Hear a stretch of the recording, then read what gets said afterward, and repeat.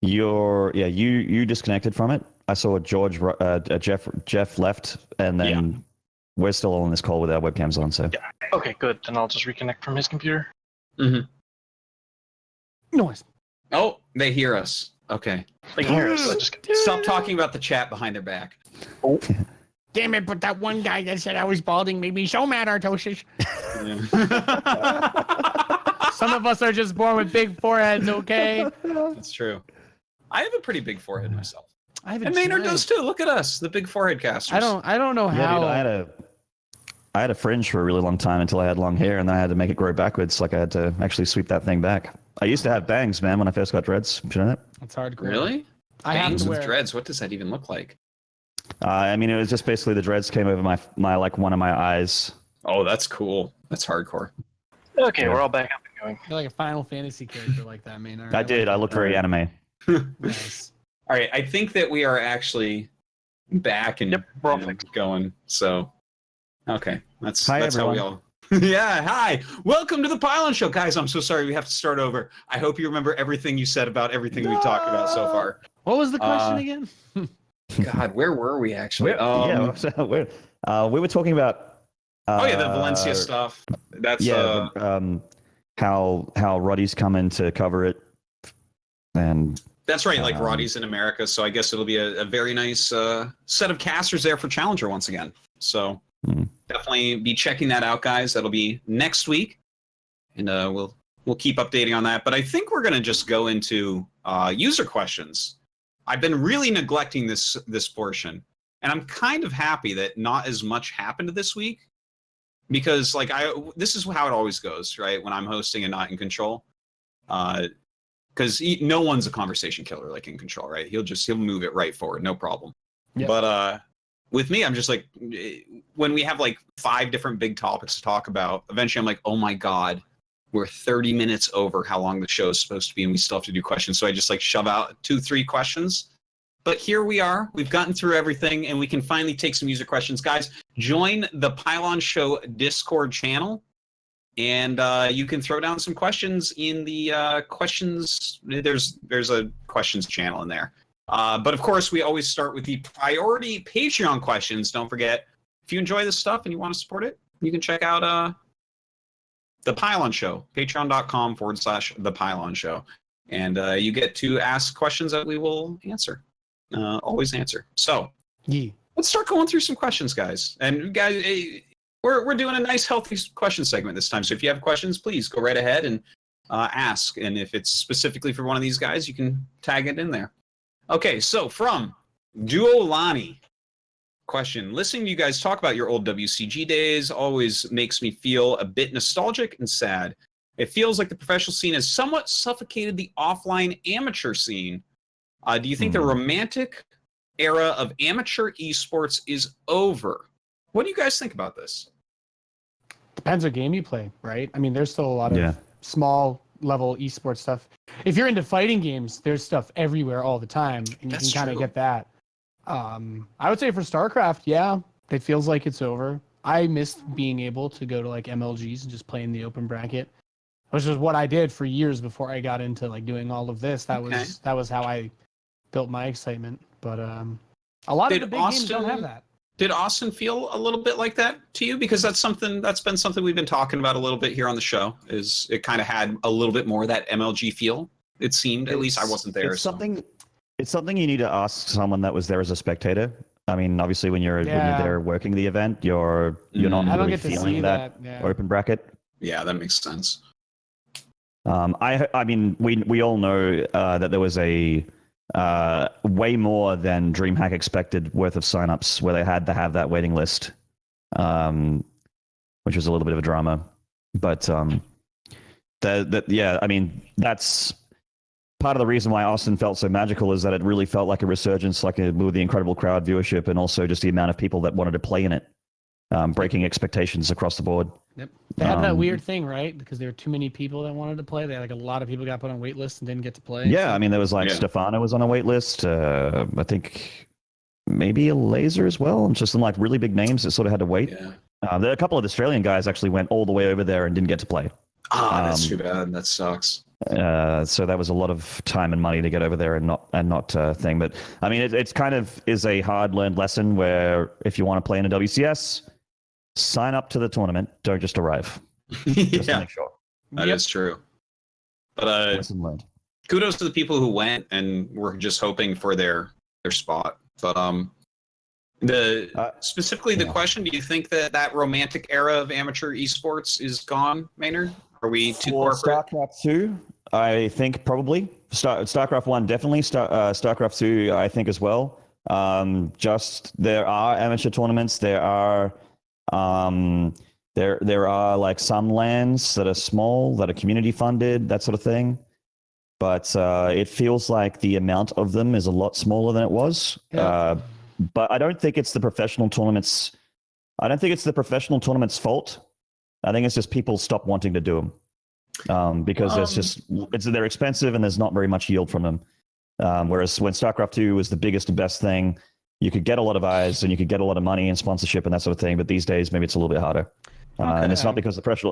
I don't think there's enough high-level professional tournaments where there's something on every single day.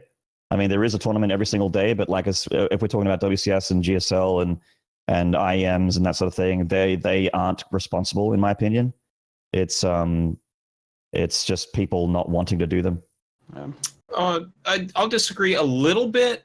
Just with like, for instance, we talked about Storm Cup 6 is coming up, and Cheesadelphia, stuff like that. Some of these smaller ones. I think that these are. I mean, I haven't been able to go to any of them because I live in Korea nowadays. But those feel like a bit grassroots and they're more local, right? And sure, you'll get some pros there, but in the old days, it was like this. Like every tournament I ever went to, I already know who was going to win. It's like you're not necessarily. Other people showed up, even though the great and mighty Tosis was driving down. Great and mighty Tosis. The great and mighty Tosis is I've always known. All right. But I don't know. There's still something there. I was in Vancouver for a tournament as well, which was community funded. So the BTSL, but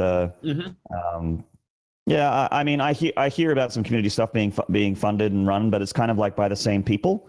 So there's not like a huge selection of different people running them. It's usually the same crew. Like Base Trade runs them when they get the money, and Storm runs them when they get the money. Yeah, the big thing for me with that is these aren't like it used to be that for MLGs you had giant massive brackets where your odds of hitting like a pro or somebody very early was actually very low because there were so many people playing. So it really was like that anything vibe or whatever feeling. Yeah. But a lot of the tournaments that happen now, especially for StarCraft, it's like a Cheesadelphia is cool, but unless you live very close, it's not at the scale where you're like, I will fly across the country to play in this open bracket and then watch whoever wins win.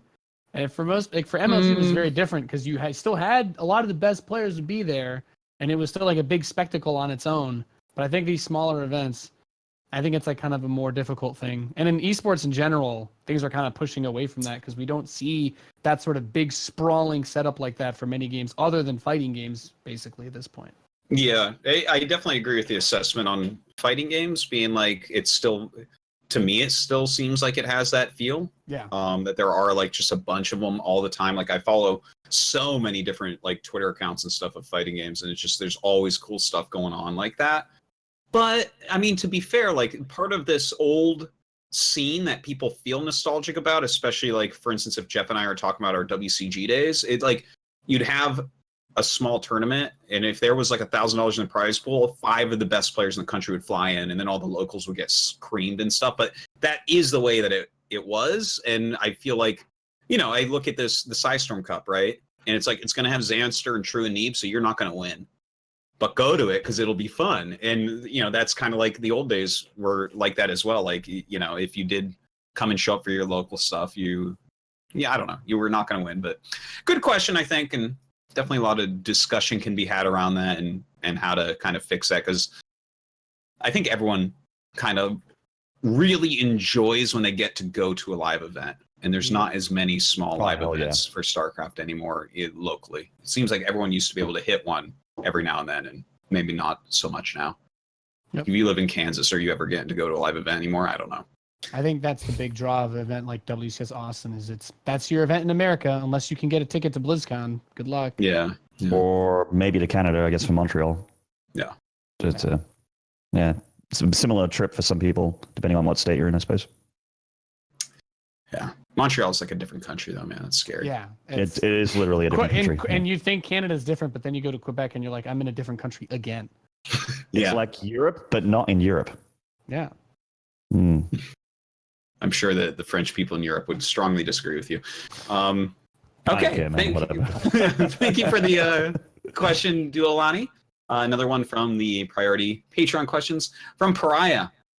What do you think are the elements that make offline events more prestigious and attract more views than online events? Do you think there have ever been online events that have overcome these elements? If so, how?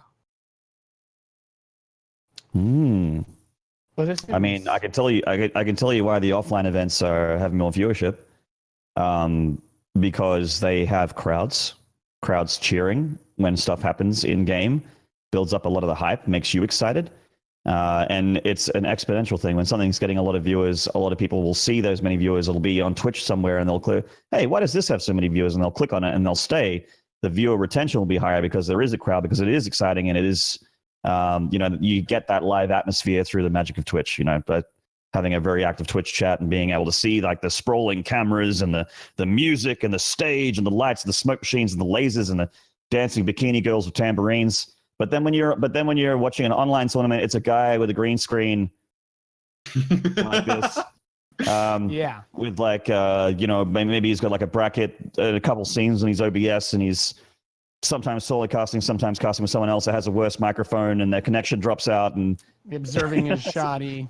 Like the observing shoddy. Maybe it's in 720p and not 1080 or whatever. But whatever, there's a few things.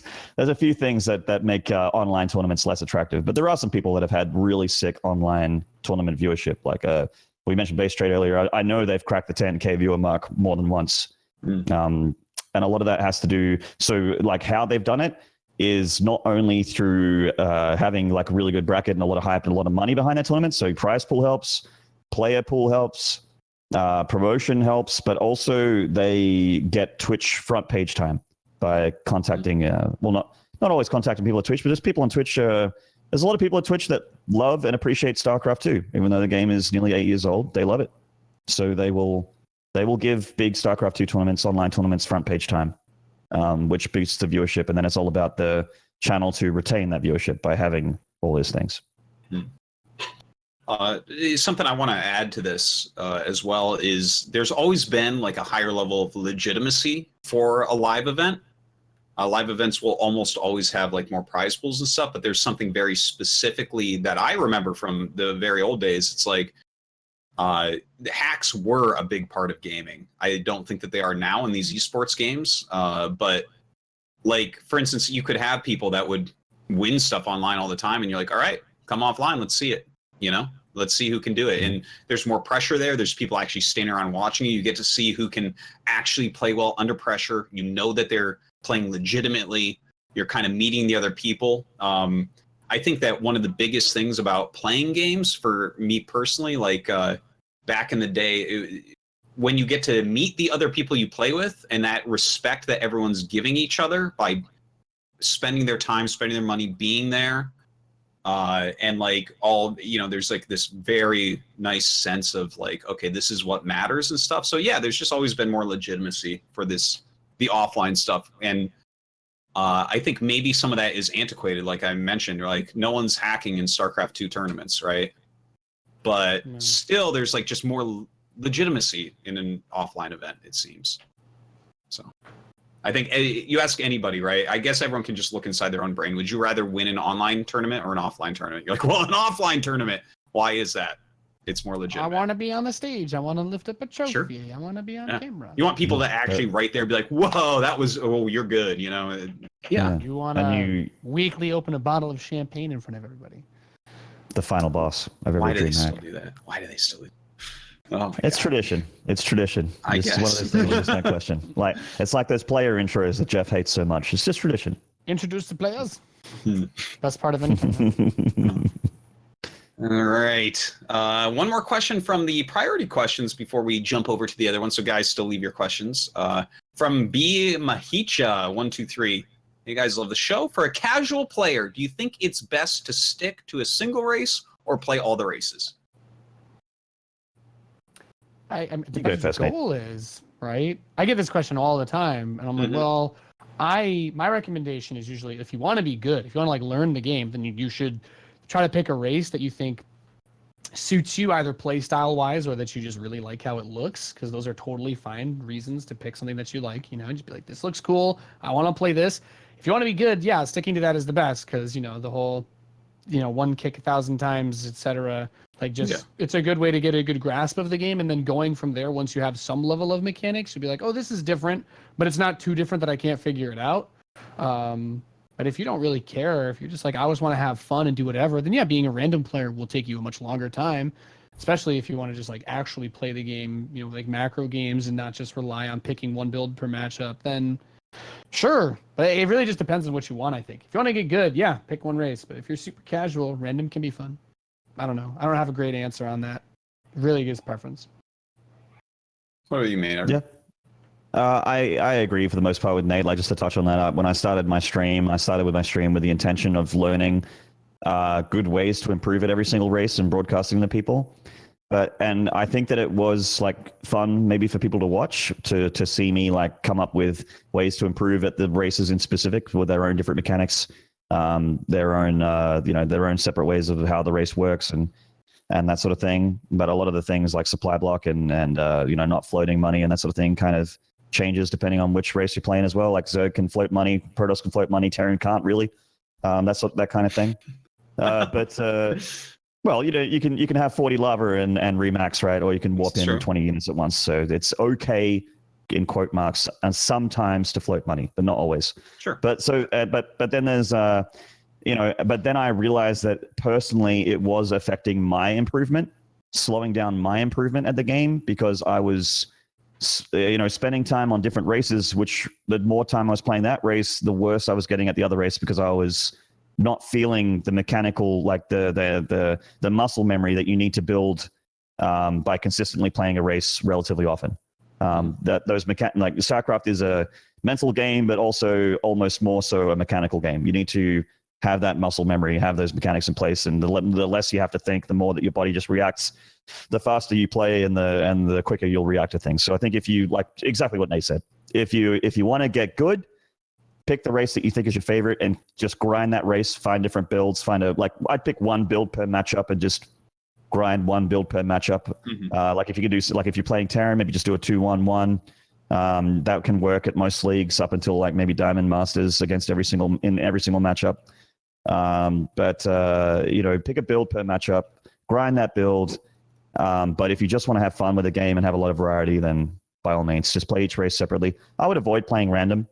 I would actually just pick one, like just ride each separate MMR that you have per race, because I feel like a lot of people play very differently against random players. They'll like expect them by default to be cheesy and weird.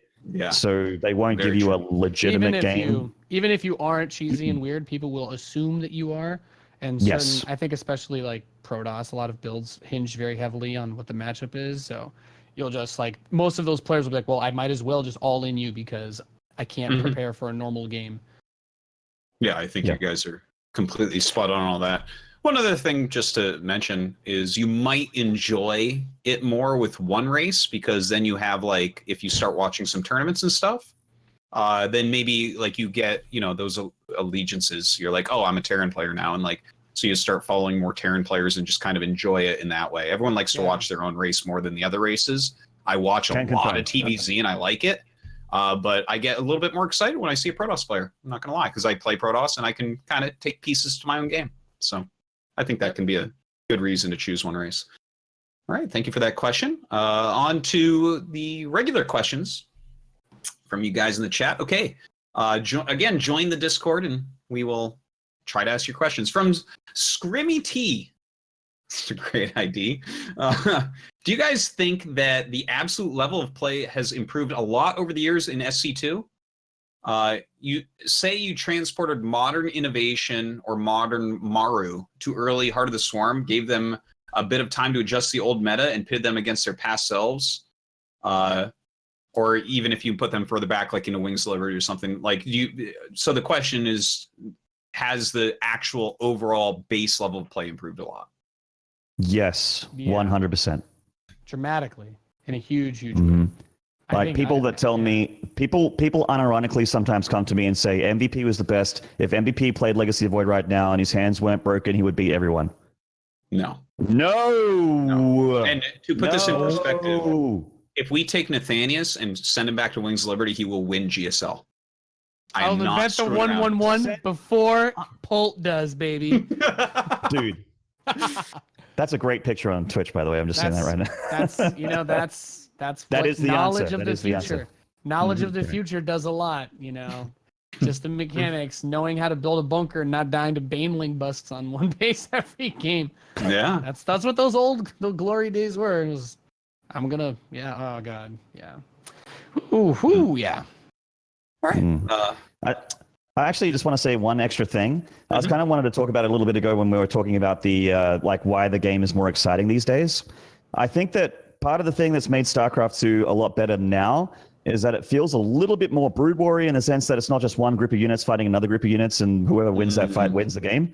It actually feels like people are getting so good that they are actually generally controlling 2 or 3 different battles at once. A drop in one place while pushing a third, while attacking a natural or whatever, like that sort of thing. There is actually action all over the place, and that I came to that realization I think during IM Katowice when I was watching like Cyril play against like Stats or Trap or something like that. Like it was just watching Cyril be everywhere at once while that Protoss was doing the same thing to him.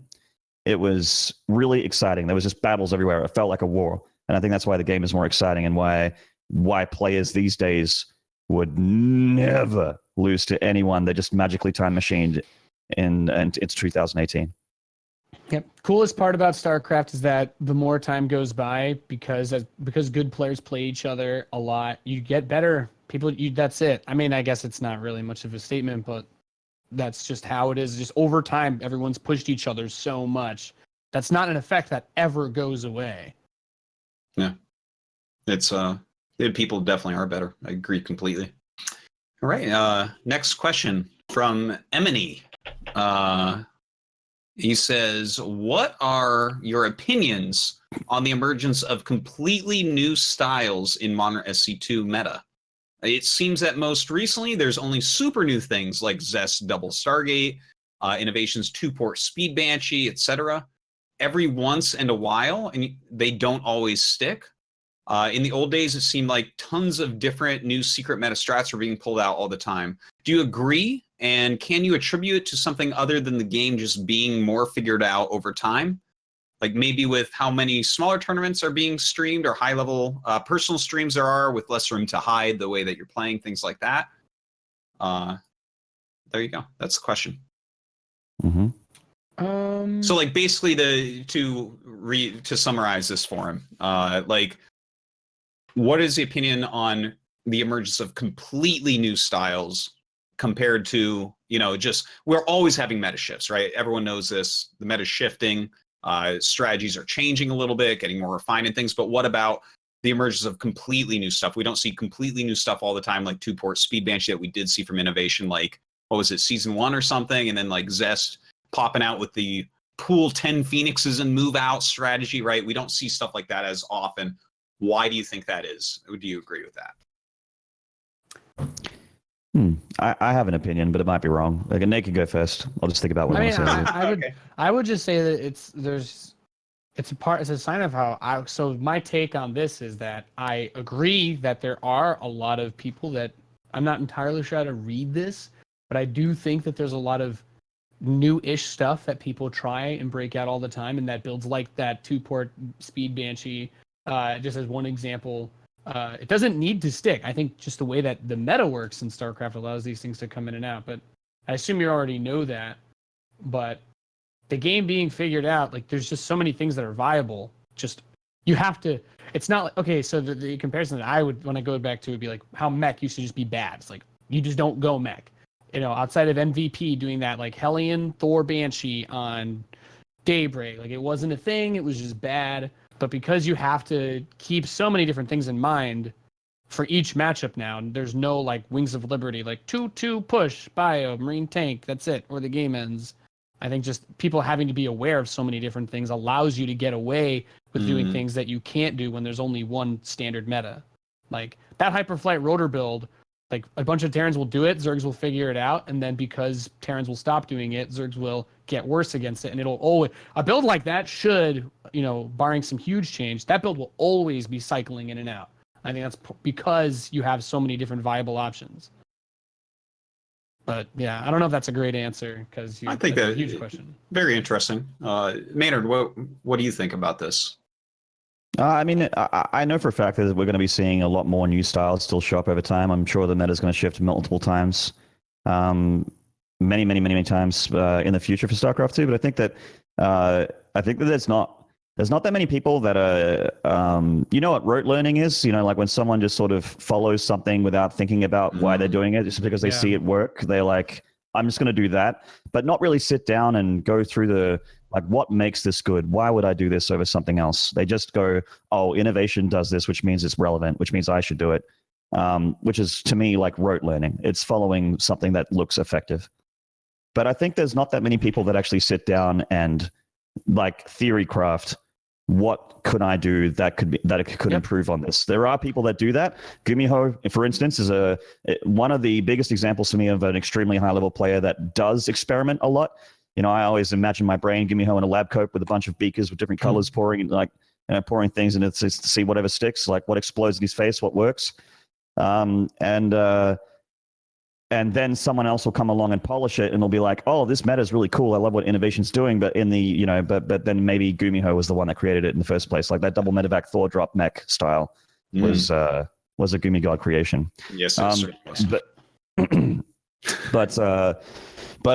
like I think that a lot of people just want to have a solid build. They want to follow something that a really high level player is doing without making their own style, which is completely understandable. Because if you want to improve at the game, following the Koreans and what they do is great. Yeah. But I also think you need to be really high level to make those new styles stick and become meta. So it's not like a diamond guy. Like I can't just sit on my PC and go, I'm going to create a new TVZ and change the meta, because it might work at Diamond 1. Maybe I beat a Masters 3 guy on a good day, but then, then an actually good Zerg will come along and completely tear me apart and drink my blood. So I think that you need to be high level, and in the high level, I think there's not that many innovators. Is what I feel about the current reason why there's not that much new meta showing up.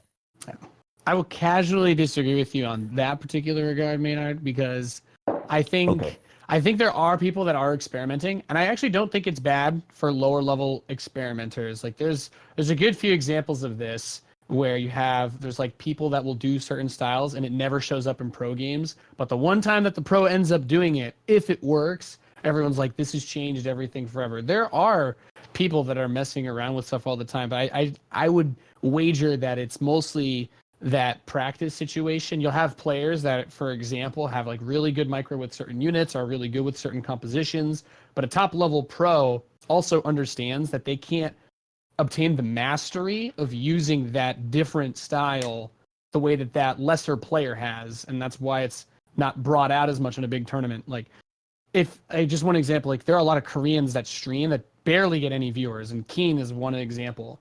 And like if I watch his stream, he beats like top Korean Protosses on his barcode. He does like Cyclone Raven Tank Hellbat, and he actually just destroys top Korean Protosses all day on his stream with like this weird mech build. And you're probably not gonna see it busted out in like a big tournament or anything anytime soon. Because even trying to copy that, he's been doing it for a while at this point where he really understands how to make that work. And I would just say that the pros are just too, it's that you're kind of like in this rhythm of doing something and there's too much on the line to experiment in that way. There is a lot of cool stuff to see like that everywhere. Maru can't just take that and just because he's Maru, do it the same way that Keen can. Even if he's better than Keen, he doesn't have the same practice doing those specific things. He hasn't played out the million different scenarios that you can get into when you're doing that sort of particular strategy. I think that's both you guys have like nailed a lot of really good points with this, and this is something that I agree with. I think there's actually a decent amount of trickle up strategically because of how good the ladder is. Because the top guys are like always practicing hard, and some of them are definitely innovating, like Gumiho, like you brought up, Maynard. But they've got to practice good stuff so that they can win their money, because this is how they make their living. They're professionals; they have to, right? So I think a lot of new stuff gets actually discovered lower down. I've seen it happen where weeks before we see any pro do a build, I have seen it already lower on the ladder, like in Masters League and stuff on Korea, where it'll be these, like for instance, there was this hilarious little bit when Newkirk Precinct was a map, and the way Protosses are playing, I'm like, if we actually gave him my account and he was playing against the Chinese Surgs that I am, he would die every game. Because this way that he's playing here, he's got like one adept in a wall with 4 or 5 buildings in there. There's no defense against Baneling Bus, right? But the thing is, it trickled up, and then everyone had to change the way that they were playing. Because, if let's say someone in Diamond is doing a build, right? And then it's beating people in Masters, and some people in Masters are like, well, damn, I mean, maybe I should try that. And then that trickles up to Masters 2, and then that trickles up to Masters 1, that trickles up to low GM. And eventually you're getting players that are better and better doing this thing that actually may have, I mean, this is a bad example of Baneling Bust right on that map, but the concept is there, where it's like you get people that get better at it. They see that like, oh, maybe this is like a real thing that can be done. And so I think not everything is innovated at the top that you see. That's very true. I just feel like for something to become meta, it needs to work at a high level, like when these people get their hands on it. Like it needs to be something that can work against their opponents of their level, and it needs to not be like, I think also a lot of the stuff that's meta right now has very few weaknesses. You know what I mean? Like a build that you pick per race generally has like it gives you all the things you need, like scouting information, safe in the early game, that sort of stuff. Unless, we've talked about proxies and that sort of thing, but I just mean, like, to me, like a meta build is like maybe a timing attack or an all-round strong into mid-game, strong into late-game opener. But like I said at the beginning of that question, I could be wrong here, but that's my feeling. Is I like what you said. For it to stick, like, it could show up, but it could also go away as quickly as it shows up. But to become meta, I think it needs to really be solid at the high level. Yeah. All right. Good question. Thank you, Emily. Okay. Here's a question. I hesitate sometimes asking questions like this, but you know what? Why not? You guys are smart. From Kingy65, why do you guys think that among current esports scene, SC2 is not as popular as something like League of Legends or Overwatch/CSGO, despite being the first ever esports? Is it possible that because of the insanely high skill cap and complications that drive people away, or perhaps RTS is just not as popular? Do you guys have a specific take on this? I got the best example for this. All right. Do it. You got a normal job. You go to an office, you do whatever. You get home, you're tired. Okay. You like to play video games. Some of your friends like to play video games. Option A: sit down and play StarCraft by yourself. Ignore everything going on around you and grind for a few hours. Maybe if you have that much time, or kick back a beer, play a game with like your friends or something, or play something that you can watch a stream while you're playing, or relax more. Like, it just appeals to StarCraft is a hardcore game. It is not a game that is meant to be like the super saturated, like this is everybody's jam. Like, no, the same, like this. It's just thinking about it from a casual perspective, as like, it just makes more sense that like team games, especially with how well the internet is these days, it's just so much easier to play team games and stuff like that. There's a reason they're more popular. Mm-hmm. Yep. I don't think StarCraft's unpopular, by the way. No, that's StarCraft actually still has StarCraft has a lot of people that play that. We've seen the stuff. It's been posted a few times, but like a single game like that requires thousands of hours to be good is never going to be as popular as a shooter that anyone can pick up and play with friends whenever they want. Yeah, it's still a top 5 esport, but like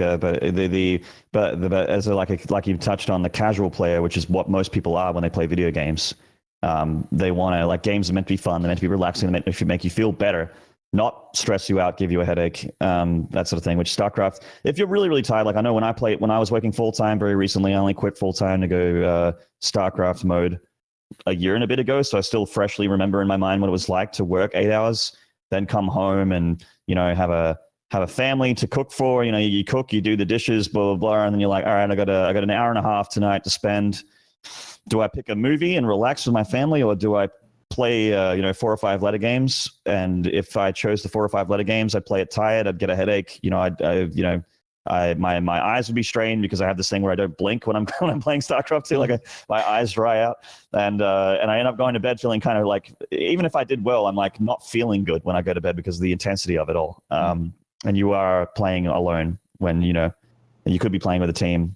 There is also a lot of things where there's a lot of the psychology behind RTS, where if you're in a 1v1 game, it's all on you, whereas the losses and wins are all yours. But if it's a team game, you can blame other people.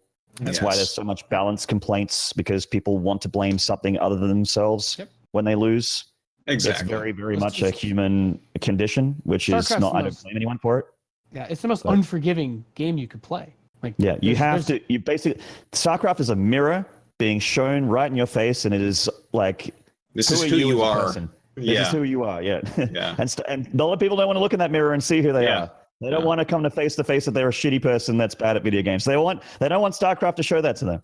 In a team game, they don't get shown a mirror. They can look at everyone else and go, you're the reason you're a shit tracer, or you're a bad Rocket League player, or you missed that goal, and that's why we lost, and it wasn't the 1,000 mistakes that I made that made this game lose, But and in a 1v1 dueling esport, like fighting games as well, fighting games, StarCraft, you are shown, who you are as a player and as a person that plays competitive video games, multiplayer video games. So, and a lot of people don't want that. Yes, the ego gets in the way of things, but this is also why StarCraft is so great, is because these same reasons why it's not quite as popular as some other games are reasons why it's so great. And the guy, that's why I love it.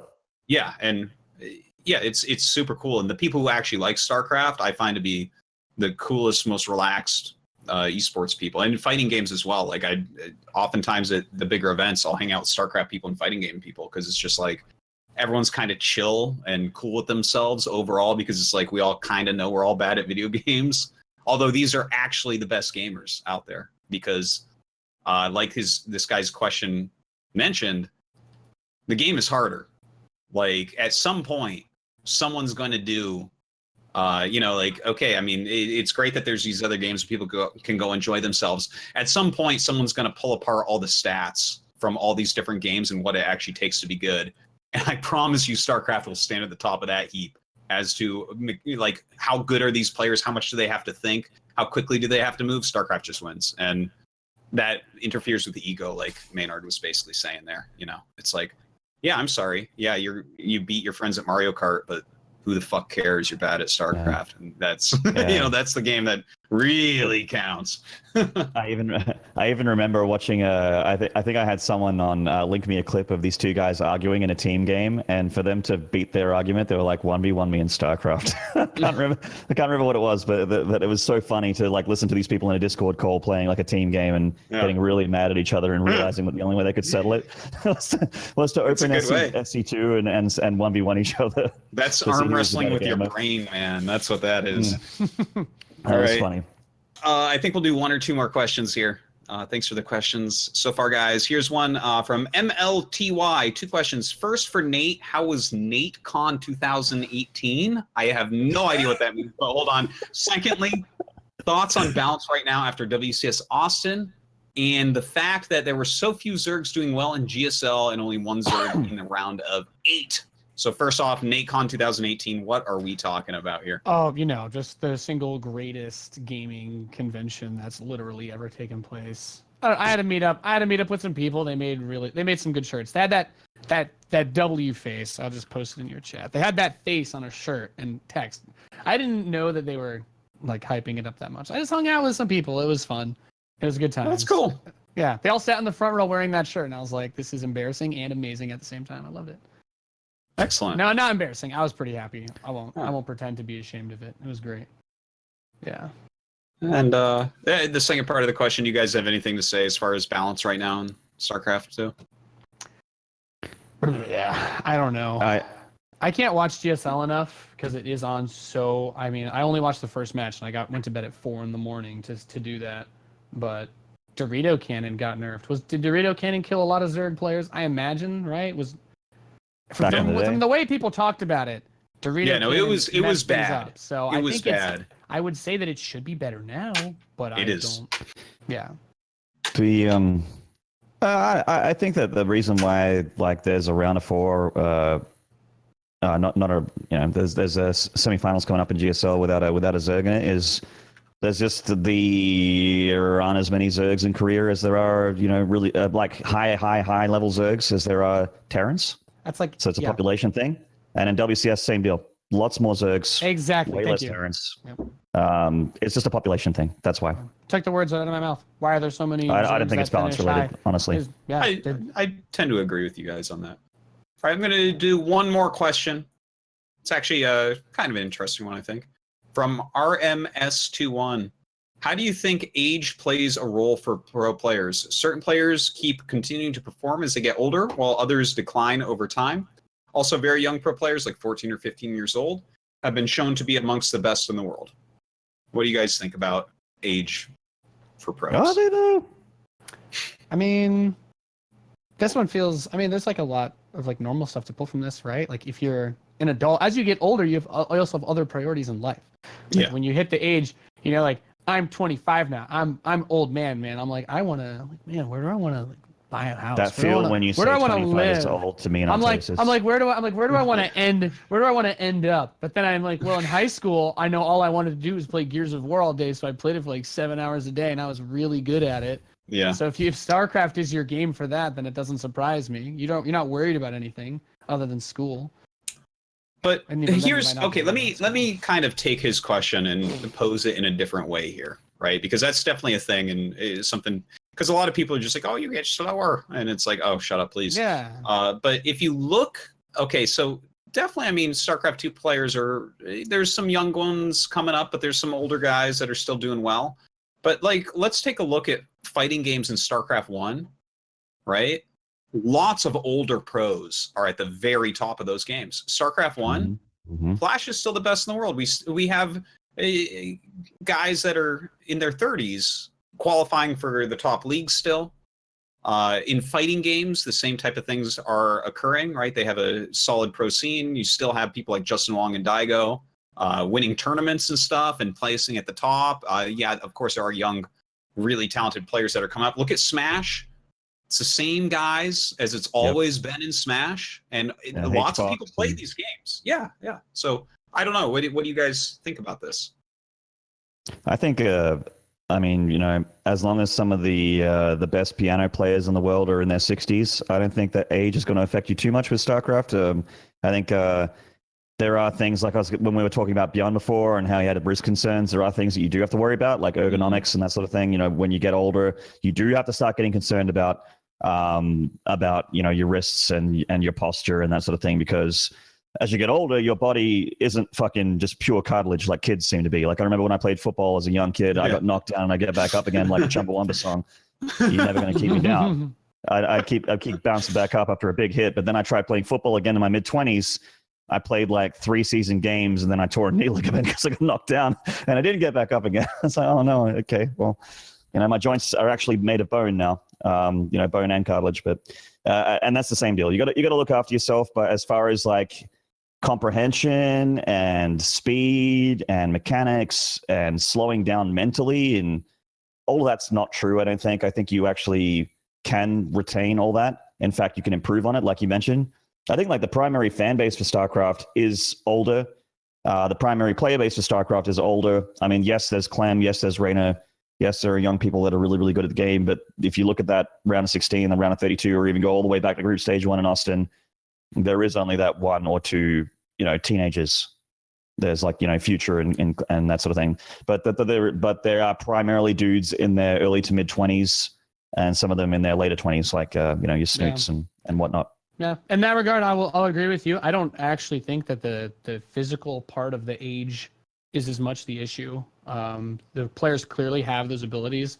Obviously, a guy like Flash is not on top just because he's Flash. He still plays, I'd imagine, and practices a ton and still puts a ton of effort in, and he makes the time to do that, and he prioritizes it in his life enough that he can still do that despite being an older player now. And yeah, so I mean, I as far as why do younger players succeed, I think it's easier for them to do that and make that time. But if you're that good, if you've got it, you've got it. And barring stuff like the wrist injuries that you've mentioned, the age shouldn't actually have that impact, outside of extreme medical circumstances. And I think that actually, if you look 20 years in the future from now or so, I bet you that we will, let's say 20, 30 years in the future from now, I think you'll have pro gamers that are 40 years old going to 50 years old and stuff. I think stability has a lot to do with it, from what Nate was talking about, where like priorities change, and it's like, well, you have to make money. So not everything is stable, but some of these games that don't change that much, when you have a game where it's always releasing new heroes and new balance patches, I think that's harder for people as they get older to keep up with, because you have the time commitment of practice, and you also have the time commitment of figuring out all these new things. But if you look at something like, okay, these are the mechanics of Street Fighter, and they are gonna update this, but like you can kind of keep up with it. Look at StarCraft 1; it hasn't been changed in like 18 years or 19 years or something, and it's like, yeah, Flash is never gonna forget how to do all this shit, right? As long as he keeps playing and it stays a stable source of income, he should stick around. Yeah. And I think, if StarCraft 2 continues on like this, can Snoot still be a pro gamer in 20 years? Maybe. I mean, why not?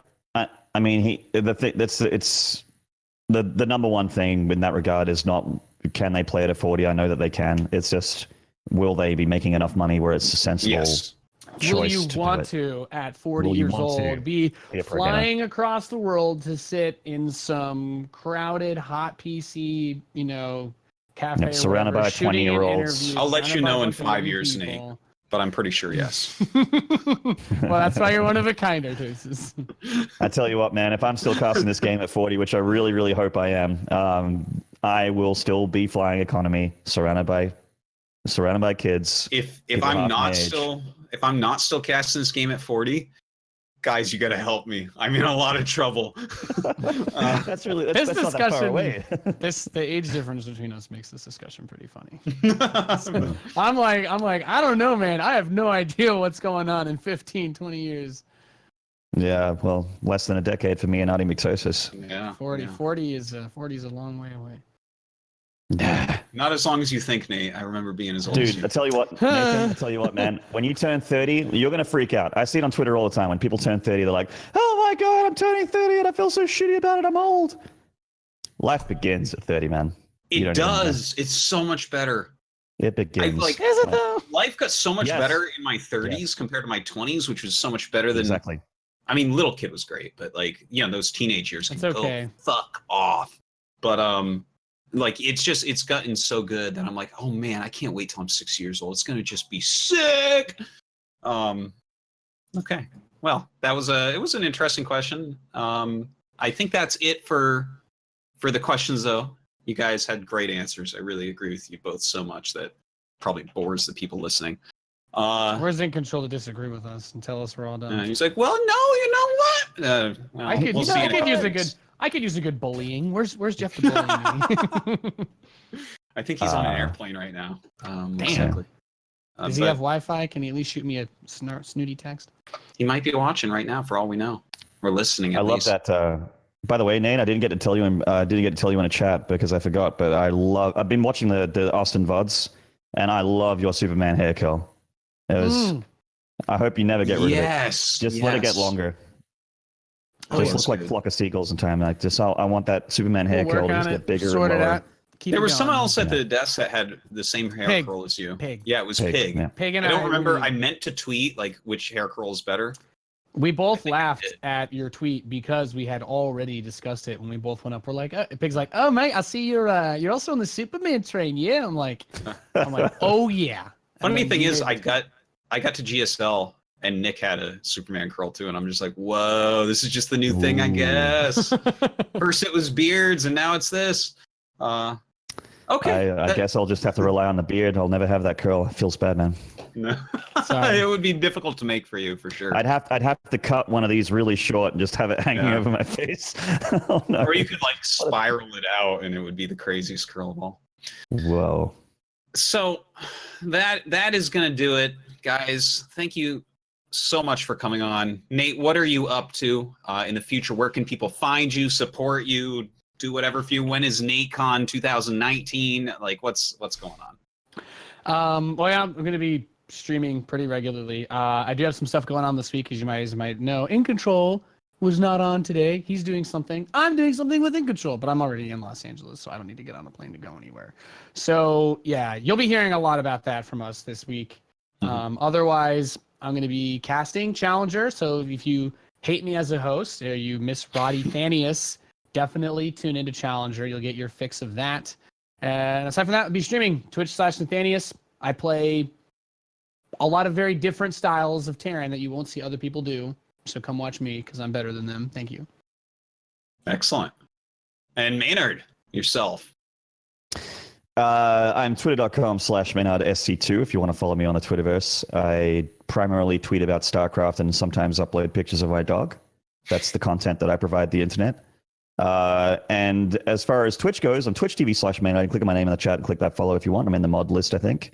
I think on this channel I am a mod, but I'm not too sure. But I do streaming of a mid to high level StarCraft stream. So it is not a pro level stream. I'm not in Grandmaster. I'm not anywhere near Grandmaster, but I do a lot of focus goal streams, and my stream is focused on improving mechanics at that mid to high level, and a lot of mental approach to StarCraft 2. So like I talked about the psychology of the game here in this podcast with Mictosis and Nate, and the psychology of the game I talk about a lot on my stream.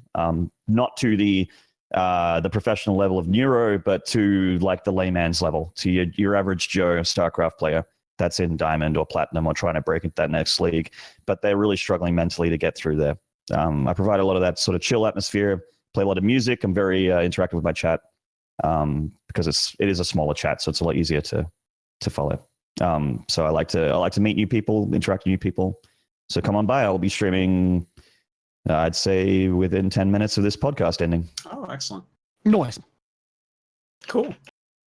Okay. Well, that's those guys. As far as me, it's just The Pylon Show. Check out our Matcherino guys. Once again, they're sponsoring us right now.